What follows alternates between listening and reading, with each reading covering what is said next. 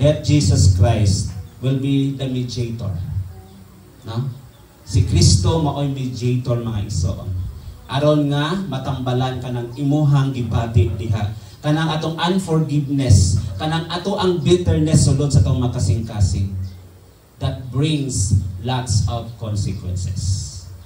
Daghan kaayo mga igsoon nga mohatag diha o mga nagkalaing mga problema. Dili gyud ta makakita og kalinaw diha kang Kristo kung dili nato na i-heal mismo sa atong kinabuhi. O dili ta motubo diha sa atong pagkakristohanon kung nagpabilin kining kinaiyaha tungod kay kining nga kinaiyaha dili kinaiya para sa langit. Kining kinaiyaha kanang bitterness o kining gitawag nato og unforgiveness mao ni ang kinaiya sa kalibutan. O wala kini kahimot sa Dios. O mao ni ang babag mga igsoon aron nga kitang tanan makakita ni Jesus diha sa kalinaw. Then walay kunot, buling og mansa, without spot and blameless. So kini mga igsoon dapat nga mga kinaiya wag tangon ni sa usa ka Kristohanon nga nag-seek nga nag-strive diha as a worker diha sa Ginoo. Remember, we are in the same field. Naata sa vineyard sa Ginoo. Naata sa parasan sa Dios. Na dili lang ang mga alagad, dili lang ang mga pastors, dili lang ang mga bishop, ang mga obispo, mga igsoon. Kitang tanan nga nakadungog na sa pulong sa Dios because faith cometh by hearing. Na? Ang pagtuo nagagikan sa pagpaminaw sa pulong sa Dios. O atong gikinabuhi ang pulong ni Kristo. Hearing by the word of Christ. Na? Muna nga mahimong accountable ang usa ka tawo human siya makadungog sa pulong sa Dios ug unya wala niya kini buhata. Mahimo siyang accountable. Ikaw, ako. Ako mahimo pong accountable kung wala gitudlo ang pulong sa Ginoo. Kung ato lang ipatas tipsing ba? Kana bang tapsing lang ang pulong sa Ginoo, aduna gitawag sugar coating preaching.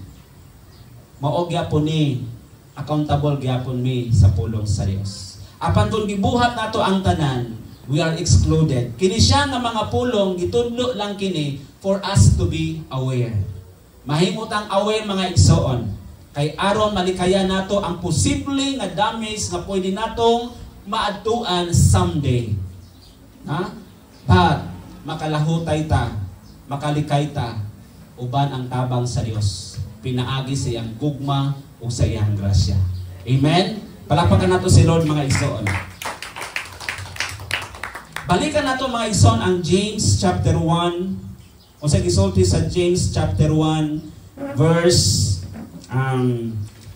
25. Unsay gisulti sa James chapter 1 verse 25? Okay. Santiago kapitulo 1 versikulo 25. Apan siya nga nagatutok ngadto sa hingpit nga kasuguan nga nagahatag sa kagawasan o nagapadayon siya sa pagtutok niini sambit dili man siya tig paminaw ra nga nakalimot ug dili tig buhat nga nagabuhat siya malipay diha sa iyang pagabuhat. Amen. Di ba? So ang usa ka tawo mga igsoon nga nagtutok, tiknot nagtutok, no? Nagtutok sa hingpit nga balaod sa ato pa, wala lang niya sayloi, wala lang niya gipili ang usa ka bersikulo, wala lang siya nagtipik ana. But iyang gitutok ang tibuok nga basahon ang balaod, that is the law of God, that means that is the word of God. Tungod kay ang law, ang balaod, kung mag-ismot ang scripture, that is another term of the Bible. Na? Kung mag-study yung hermeneutically sa pulong sa Diyos, ang law is another term may tungod sa pulong sa Ginoo. Muna ningon si James, apan siya na nagtutok sa hingpit nga balaod, ang balaod sa kagawasan o magpadayon. Everybody say magpadayon.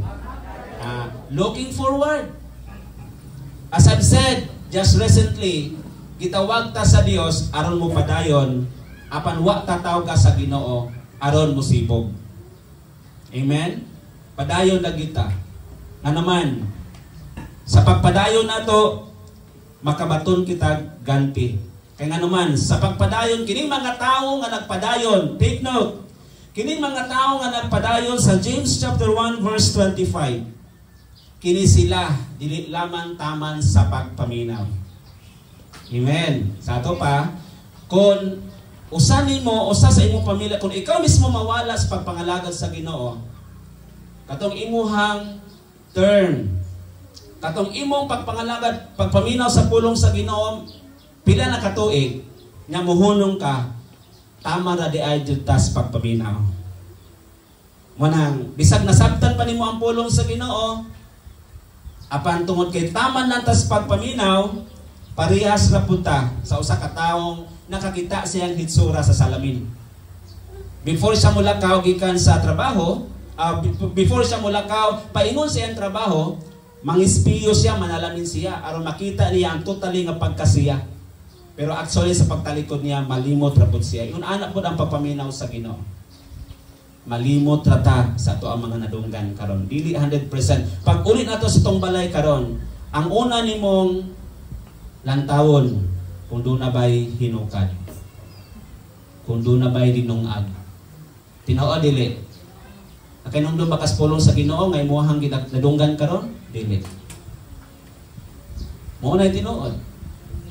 Pero kung ang pulong sa Dios mo to imong gihanig as your foundation in Jesus Christ, bisan tuod ug di ka makahinumdom, apan mo to siya murima sa imong kinabuhi aron pahinumduman ka.